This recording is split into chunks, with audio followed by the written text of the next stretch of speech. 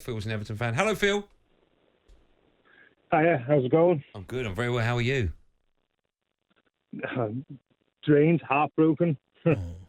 It's an absolute mess. How long have you been an Everton fan for, Phil?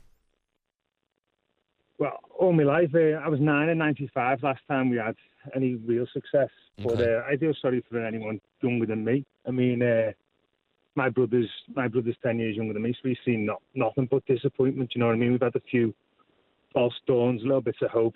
The Cup final in 2009 and the under Moyes and the Fiorentina quarter final in the Europa Cup. But it's like they just keep trying to find new ways to let you down. Like you would have said to me last night, we'd be in a worse position today after with Dan Juma and Onana and Gordon not training. I just wouldn't have believed it that we could sink any lower. Do you know what I mean?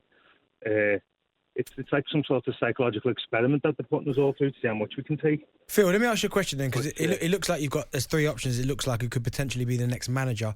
Who do you want to see come in the door? If it was being optimistic, I'd say Bielsa, but it scares me. With those players, I don't think they could play the Bielsa ball. I just think we'd be wide open and we'd concede 60 goals between now and May. I mean, so probably dice just to try and tighten things up. But like in the past, 94 when we went down and 98, and even no matter how bad we've been, we've always had the hero, whether that was like Tony Cottee who could score, or Duncan, or Kev Campbell, or Kanchelskis, or someone, but there's no one to pin your hopes on since Richarlison's left. Phil, what do you mean? What do you mean when you went down in 94 and 98? No, nearly went down. Oh, nearly went down.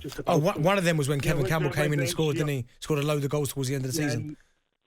He did, yeah, with Jeffers, yeah. So I think we stayed up for the last game of the season in 98 against Coventry. Don Hutchinson scored.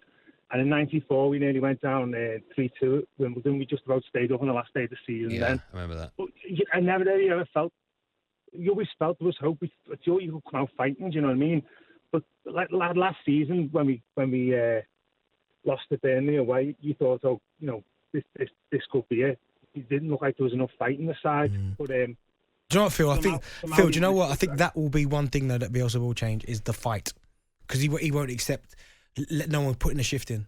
So that feeling when a new manager comes in, it automatically, subconsciously lifts you as a player, right? It lifts the whole squad, because all of a sudden you've got players that weren't playing, that were completely pushed to the side by the previous regime. The new one comes in and he always gives that first speech, that first line. Right, I've come in the door now. It's a clean slate for everyone. Everyone's got a chance. Yeah, and then he goes back to the same 11. Ben's up next, the Leeds fan. Hi, Ben, Leeds fan. Hi, mate. How are you? Doing? I'm good. How are you? Yeah, good, thanks. Thanks for taking my call. It's a pleasure. Thank you for listening. How would you feel if Everton stayed up because of Bielsa and Leeds went down? Right, so basically that covers my first point, which is that the general feeling amongst the Leeds fan base is that we'd be a little gutted, but not. It wouldn't be sour grapes. That's what I'm picking up, which I'm glad about. Whatever happens, he would get. I mean, the welcome he'd get back at Ellen Road would be mental. I'd feel for Jesse Marsh in that case, or whoever's the manager. But so that's the kind of feeling with the general thing with the Leeds fans. But the second point I wanted to make was, I really don't think Bielsa needs everything to be just so. You might remember when he went to Marseille, I think it was, and they literally said, "Oh, we're not putting beds in the training ground" or something. He said, "Right, see ya." He walked after 2 days. So is the Everton manager going to be hands-off enough for Bielsa? He's not. You need a sanguine manager, chairman like Radrazani, who goes, "Okay, I surrender the running of the club, basically, to you." That's a good point. But do you know what, though, Ben? If Everton want to stay up, though, they're going to have to do that. So they might not want to do it. They might have a way they want to run things. But if they want someone like Bielsa and you know what his demands are, they're going to have to do that. Because to be fair, where they are in the league, they've got no leg to stand on, really. They've just got to basically wield. If Bielsa comes in, will they stay up? Yeah, I think they will. Yeah. Okay, it'll be interesting to watch. Good work, everyone. Keep your calls coming in 0371 722 3344. talkSPORT Drive with Andy Goldstein.